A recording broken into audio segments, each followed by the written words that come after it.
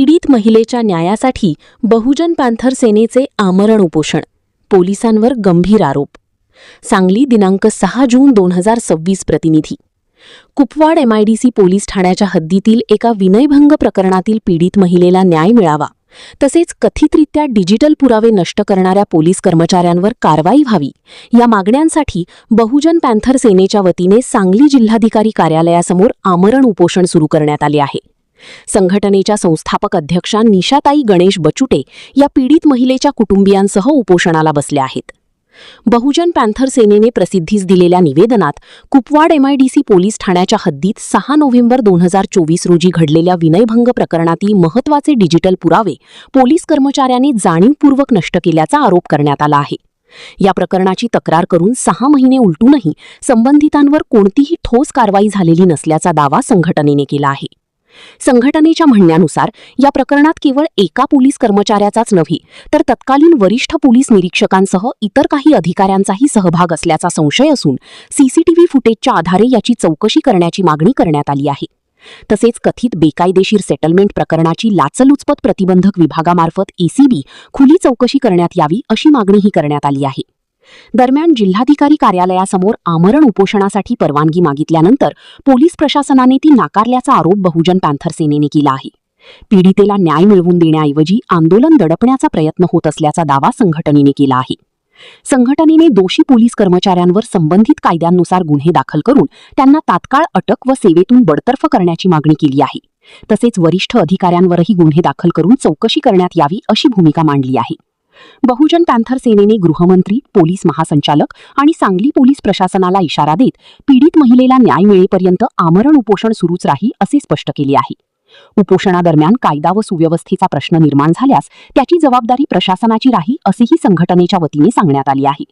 वरील आरोप बहुजन पॅन्थर सेनेच्या निवेदनातील असून संबंधित पोलीस प्रशासनाची भूमिका अद्याप समोर आलेली नाही।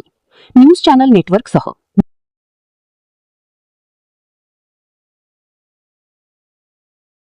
आणि मला बसवलं आणि संध्याकाळी 6च्या पुढे मला पोलीस स्टेशन काय तुझ्या बापाचं आहे काय आणि सोडून खूप अपमान केला आणि त्यानंतर लगेच पोलीस प्रतिबंध आरोपी विरुद्धचे पुरावे मला शिवीगाळ करून तिचा धाक दाखवून डिलीट केली। या संदर्भातला CCTV हा अजूनपर्यंत नोंद होत नाही।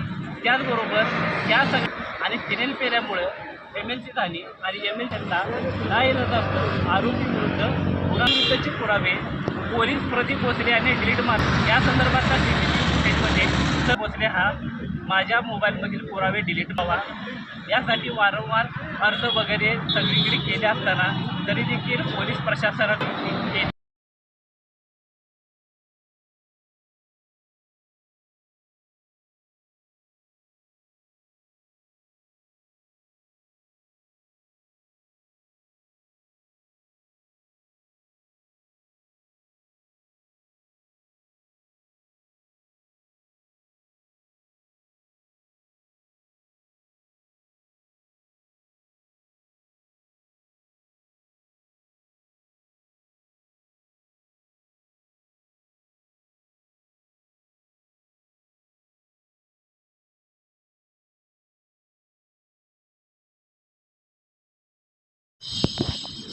सर्वांना क्रांतिकारी जय भीम, जय संविधान।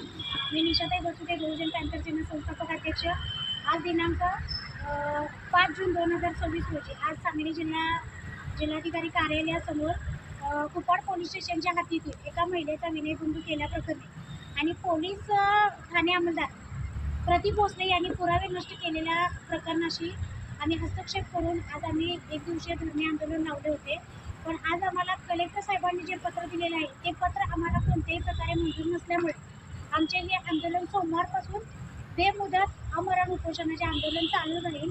हे प्रशासनाने दखल घ्यावी आणि याची शासकीय नोंद घ्यावी। या प्रकरणामुळे जर पीडित व्यक्तीला अन्यथा संस्थापक अध्यक्ष यांना किंवा यांच्या जीवितास काही बरे वाईट झाले किंवा हानी झाली तर याला सर्वस्वी जबाबदारी प्रशासनाची। जय हिंद, जय